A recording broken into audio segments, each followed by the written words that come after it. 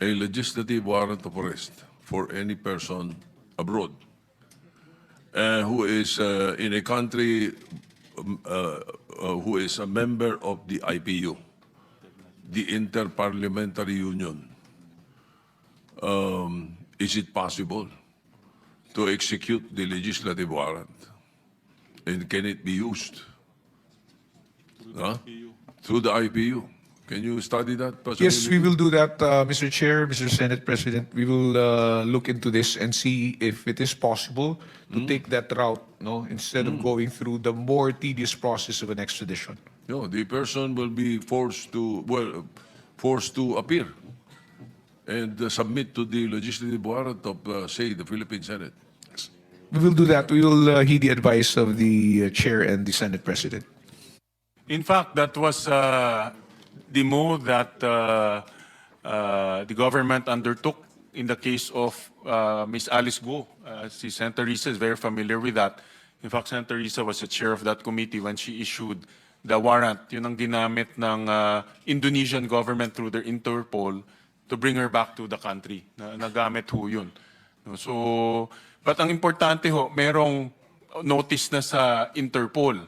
Meron ng hakbang tayong ginawa. Meron na ba hong ganun na ginawa ho tayo sa Meron na Philippine po. Center for Transnational Crime? Yes, Mr. Chair, the coordination was done and the request was made by the National Bureau of Investigation Okay. to the PCTC. Meron na bang na-issue mga red notice or the other notices? Wala pa po kaming, I do not have that information right now, Mr. Chair, but I can verify that with the NBI as soon as after the I hearing. won't go into the details no, because Opo. of the sensitivity of the case. Pero ang gusto ko lang humalaman, meron na tayong hakbang na ginawa para ma-alerto na po ang Interpol at gumalaw na rin po ang Interpol sa iba't ibang parte. We don't know actually kung nasaan siya, no? Iba't ibang parte ng mundo. Meron na po tayong hakbang na ginagawa. Ang hindi ko pa lang po alam kung ano na po ang naging tugon ng PCTC and up to what extent no action has been taken to try and implement the red notice. So we will verify that with the NBI and the PCTC, Mr. Chair. All right. Thank you. Thank you. Mr. Chairman, if I don't know if I have more. Mr. Chair, Secretary Rolly, Yes, Secretary Toledo. yes, we just received message from our colleagues from the DepDep, okay, as far as the RDC process, Mr. Chair, that they have already the regional plans, which is 3 years already, and the RDC budget hearings will happen February to March. So that's as far as inconsistent with our budget call calendar, Mr. Chair. Thank you for the information, Secretary. Thank you, Mr. Chairman. I believe I still have 3 minutes. This is my last question, Mr. Chair, and gusto ko ma-take advantage po yung presence ni former Secretary Bonoan na nandito. Secretary Bonoan, nabasa niyo na po itong affidavit ni Yusek Bernardo? No, Your Honor, I have not. Hindi niyo ho nabasa ito, pero this was furnished to us during one of the hearings ng Blue Ribbon at na-implicate kayo dito many, many times. No? And let me just read. On page 18, sometime in 2022, Secretary Bonoan directed me to submit a list of projects for possible inclusion in the NEP for fiscal year 2023 worth around 450 million. And in the same page, Engineer Alcantara gave 10% of the value of the projects.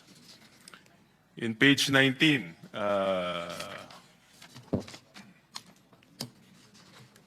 similarly, on 2023, Secretary Bonoan directed me to submit a list of projects for possible inclusion in the NEP for fiscal year 2024 worth around 150 million. Engineer Alcantara gave 15% of the value of the projects. In page 19, in the year 2024, Secretary Bonoan also directed me to submit a list of projects for possible inclusion in the NEP for fiscal year 2021, 900 million.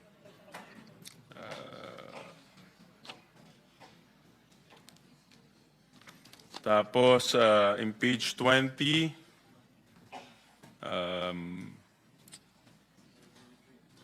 the value of the projects that I handled for Secretary Manny Bonoan was at least 5 billion per annum for the years 2023, 2024, 2025, with a 15% average commitment.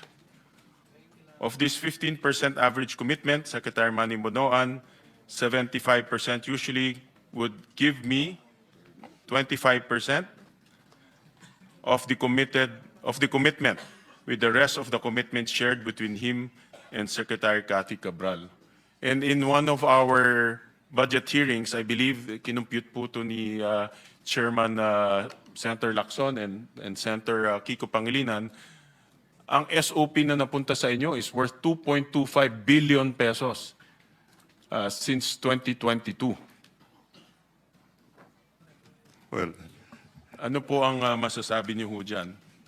I think, Your Honor, I think this is something, well, I think I issued a denial on this at one point in time when I learned about, I have not read the entire affidavit, but I issued a denial to it. I don't even recall actually talking about any projects at all.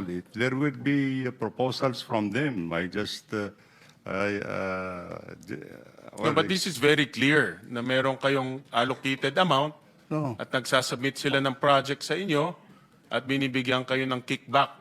wala ho ako- 10%, 15%, and pag sinuma ho natin lahat yan, aabot yan to 2.2 billion pesos. This, I completely deny, Your Honor. I don't have any allocable amount. Mamaya, pagsasalita namin si Congressman Leandro Libiste. Opo. And I think he will negate what you just stated, na wala kayong allocable. Kung hindi man allocable, baka non-allocable. Pero meron. Anyway, sige. Well, Mr. Chairman, whether allocable, non-allocable, nakakuha kayo ng kickback. Wala po. And the fact is, nandito tayo ngayon dito sa hearing because for the last 4 years, pinabayaan yung nangyayari to under your watch. You're the secretary of for the 3 years, Your DPWH. Honor. O 3 years, 2 years, 3 years. Secretary kayo ng DPWH.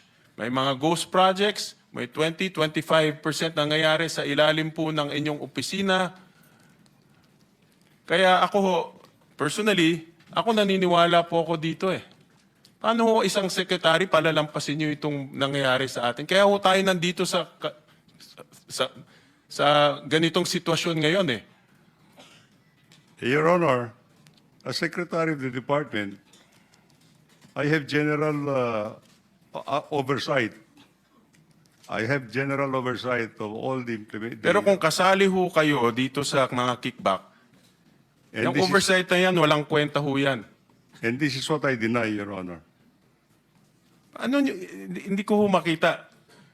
Sa Bulacan, sa Davao Oriental, may ghost project. Lahat ng kasamahan nyo, alam, in 2025, na kickback na nangyari.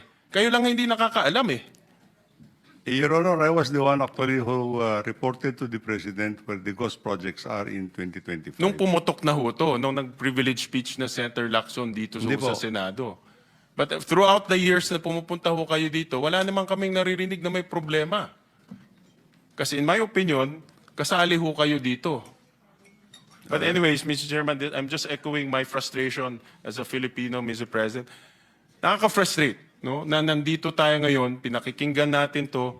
Dapat ang pinakikinggan ho natin kung paano po umunlad yung bansa ho natin. Pero dahil po sa inyong masamang liderato, nandito tayo ngayon. Inaayos ho natin. Hinahanap po natin sino yung mga kriminal. Hindi pa ho natin mahanap dahil nasa Portugal na nagtatago. Bakit niyo ho pinabayaan? Yun ang aking sentimento. But wag na ho kayong sumagot. I don't expect you to admit that, but I'm just airing out my frustration, Mr. Chairman. Thank you. Maraming salamat po. I just want to take exception kasi sinabi nyo, ang trabaho nyo as DPWH Secretary, oversight. I cannot accept that because hands-on kayo, secretary kayo. I cannot imagine Secretary Dizon exercising oversight function over his own department. So kindly correct that because that is not correct.